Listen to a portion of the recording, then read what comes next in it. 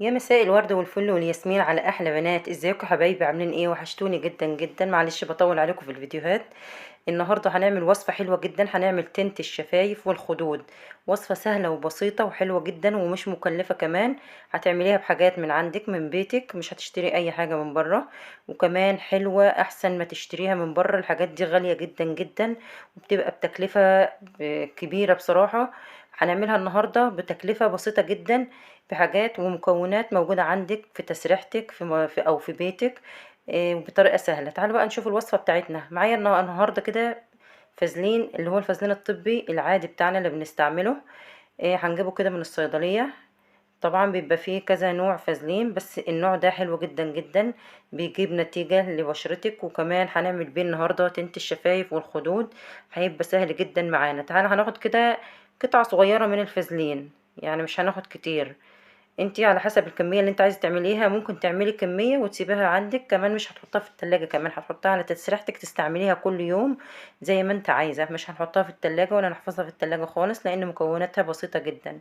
خدت كده ربع معلقة من الفازلين زي ما انتوا شفتوا كده. كمان هستعمل هنا ده زيت اللوز الحلو. هاخد منه معلقة صغيرة من اللوز الحلو. كمان لو مش موجود عندك زيت لوز الحلو، ممكن تجيبي مثلا اللي هو زيت الزيتون. هنستعمل زيت الزيتون لو مش موجود عندك زيت اللوز. زيت الزيتون حلو جدا جدا برضو، ومرطب لبشرتك ومرطب لشفايفك. يعني ما شاء الله الوصفة تحفة وسهلة وبسيطة خالص. التنت ده بنشتريه من بره طبعا بفلوس غالية. وطبعا وساعات ما بيبقاش حلو، كمان الخامة بتاعته ما بتبقاش حلوة خالص. احنا هنعمله بوصفة كده بسيطة من البيت. سهلة جدا عليكي، مش صعبة خالص يعني. ما فيهاش اي افتكاسات، يعني هتعمليها كمان الوصفة دي ممكن هتستعمليها كل يوم، هتحطيها كل يوم. ممكن يعني مش ممكن تحطها النهاردة مثلا تاخد معاك يومين على بشرتك او على شفايفك. يعني التنت ده حلو جدا جدا. هنا برضو هنستعمل مية ورد.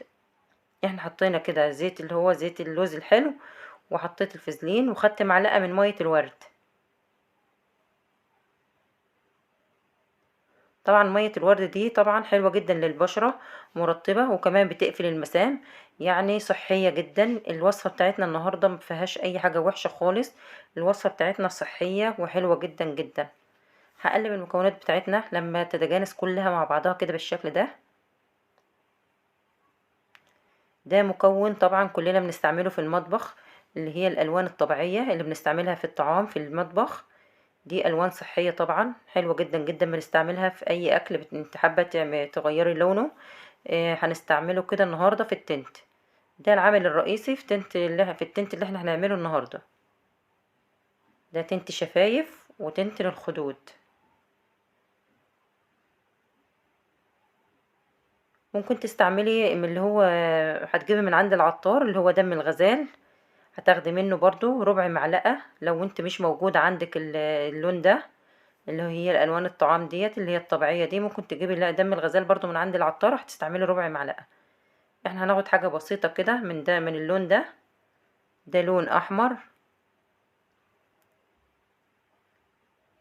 طبعا ممكن او زي ما قلت لك ممكن تعملي كميه كبيره وتشيلها عندك تستعمليها براحتك. يعني ممكن تستعمليها شهر شهرين كمان قدام، لان الوصفه حلوه جدا يا بنات، ويعني ما شاء الله عليها. مكوناتها كلها سهله وبسيطه من عندك من بيتك.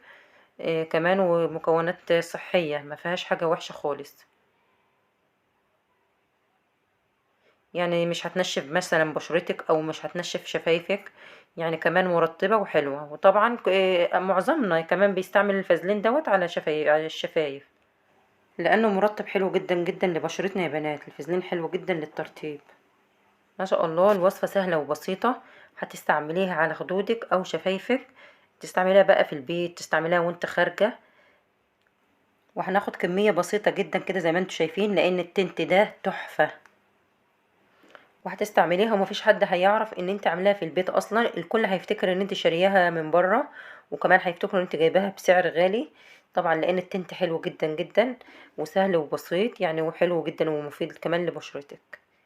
يعني مثلا احنا معانا زيت اللوز الحلو، ده زيت حلو جدا. لبشرتك، بيرطب البشرة وكمان بيفتح البشرة.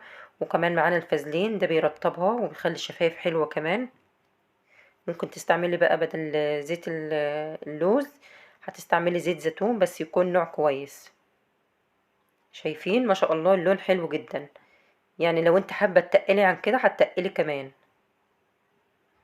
بس اللون كده مظبوط وحلو جدا عشان ما يبقاش فاقع قوي. انا هغسلها وهرجع هتفضل زي ما هي. انا مسحتها كمان وغسلتها، يعني مش الاتنين، مسحتها الاول وبعدين رحت غسلتها. لسه بصوا شايفين زي ما هو، يعني انت هتستعمليه هيفضل معاكي 24 ساعة وممكن اكتر من كده كمان. والله العظيم يا بنات التنت ده اجمل تنت انا استعملته، اجمل من اي تنت كمان جبته من بره، ما شاء الله عليه يعني. استعملي بقى الوصفة دي، يلا قومي بقى تشجعي كده واعمليها وادعيلي، لان الوصفة حلوة جدا جدا. اتمنى تعملوها كلكم وتجربوها وتقولوا لي رأيكم في الكومنتات. وكمان يا ريت لو ما اشتركتيش تشتركي وتنوريني كده باشتراكك، ولو ما حطيتيش لايك بقى كده يا ريت تدعميني بلايك. عايزة الفيديو ده يوصل لأكبر كم من الناس، لأن الفيديو مفيد جدا وحلو وبسيط وسهل جدا جدا. مكوناته سهلة جدا جدا، مش متعبة مش مكلفة، يعني بحاجة بسيطة خالص. ده كان فيديو النهاردة، مع السلامة.